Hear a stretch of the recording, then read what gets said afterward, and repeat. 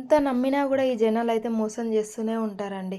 అసలు ఒక ఆడపిల్ల ఇలా మార్కెట్‌లో పెట్టి నైట్ పూట చలికి ఇలా అమ్ముకుంటుంది అంటే, కనీసం కొంచెం గూడా కనికరం లేకుండా అలా ఎలా మోసం జేస్తారు నాకర్థం గావట్లేదు. అసలు మనుషులేనా వీళ్ళు? అసలేం జరిగింది అంటే నిన్న నేనైతే చెంగిచెర్లలో అయితే మార్కెట్ పెట్టానండి. చెంగిచెర్లలో మార్కెట్ పెట్టిన తర్వాత ఒక 4 మెంబర్స్ అయితే వచ్చారు. 2 బాయ్స్, 2 గర్ల్స్ అయితే వచ్చిర్రు. వాళ్ళైతే కొన్ని ఐటెమ్స్ అయితే తీసుకున్నారు. మొత్తం అయితే 600 అయితే అయింది వాళ్ళకి అయితే.